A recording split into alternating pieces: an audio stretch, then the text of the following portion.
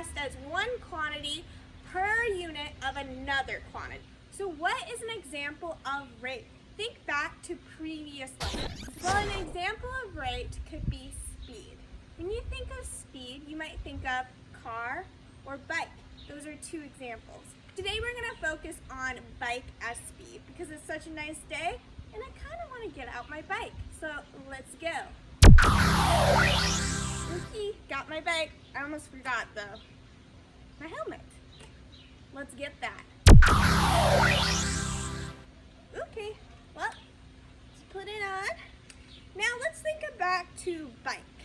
If I ride my bike 10 miles in 1 hour, what would it look like as my rate? Well, let's look, for example. Let's go.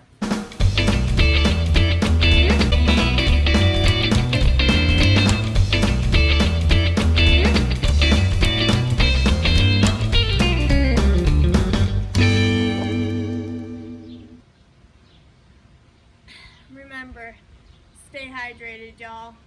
Drink that water. Now, after riding those 10 miles in 1 hour with my bike, the rate of my bike would be 10 miles per hour. You can also think of this like a car. When you see on the road 50 mph, which is 50 miles per hour, that is the rate of your car.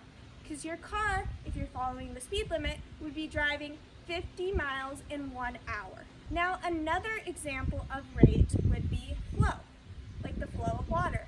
So let's go over by my hose on the side of my yard real quick. Let's go. So the flow of water is also a rate. So here I got a tank. Ugh.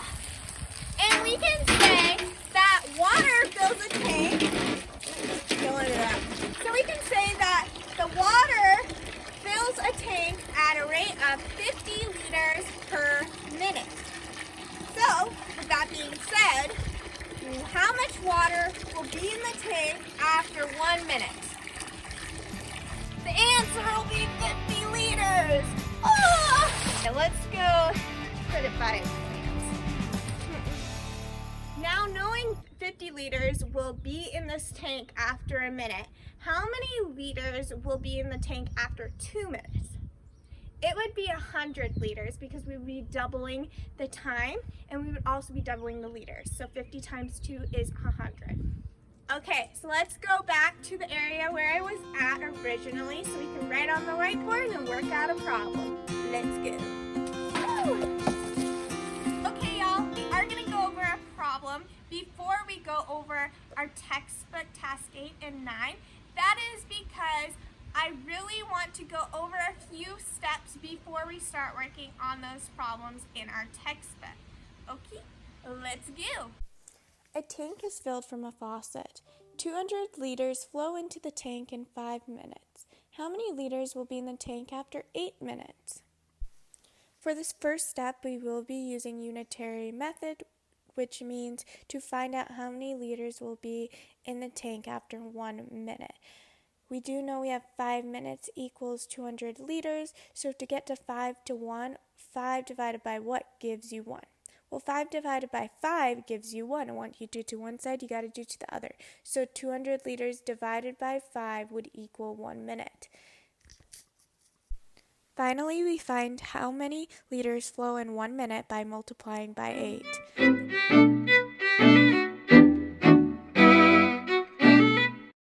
The tank will have 320 liters of water. Since now we are done that problem and it kind of gives you more of an understanding of the rate of flow, we are going to move on to page 58 of your textbook and we're going to look at task 8 and 9, so get it out.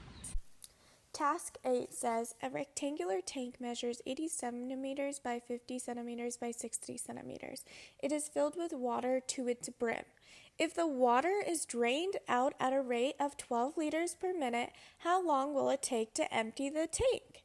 In task 8, we can use a unitary method to find the number of minutes for 8 times 5 times 6 liters to flow out of the tank at the rate of 12 liters per minute.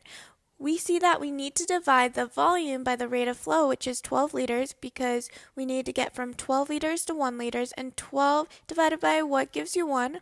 12 divided by 12 gives you 1. And what you do to one side, you gotta do to the other side. Now we got 1 liter, so we got to get from 1 liter to 8 times 5 times 6 liters. So what we got to do is times 1/12 times 8 times 5 times 6. The division is simplified by saving the calculation for the final step. That way, instead of finding 8 times 50 times 60 equals 240,000 centimeters cubed, and then dividing by 1,000 to find the number of liters, we can just divide 80 times 50 times 60 by 1,000 by simply crossing off 3 zeros, leaving 8 times 5 times 6. So now we know 8 times 5 times 6 divided by 12 equals how many minutes? It equals 20 minutes.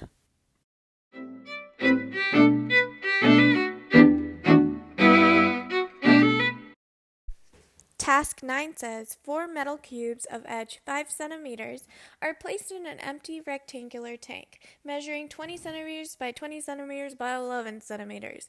The tank is then filled with water flowing from a tap at a rate of 6 liters per minute. How long will it take to fill up the tank?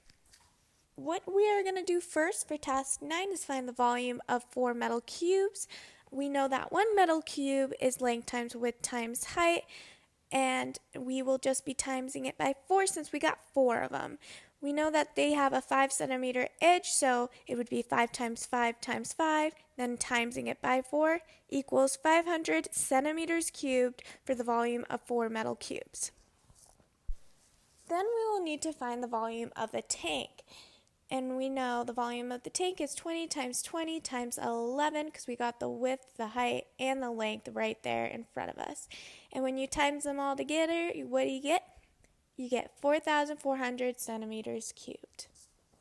To find the volume of water, you're going to subtract the volume of tank by the volume of the 4 metal cubes. So 4,400 minus 500, you get 3,900 centimeters cubed, but we are converting it to liters. So do remember that 1 liter equals 1,000 centimeters cubed. So dividing 3,900 by 1,000 centimeters cubed, you get 3.9, which is 3.9 liters. Now we got the time taken. So we are going to divide 3.9 liters by 6 minutes. And when you do that, you get 65 hundredths for minutes. Hey y'all, that is it for 4.1e on volume and the rate of flow. Hope you guys enjoyed my video. Remember to come outdoors as much as you can before it gets too hot in Arizona. Anyways, I miss you all so much. I hope you have a good rest of your day, and I'll chat with y'all later. Bye! Don't worry, y'all. He still loves me. Okay, let's go back to my workstation. Let's go.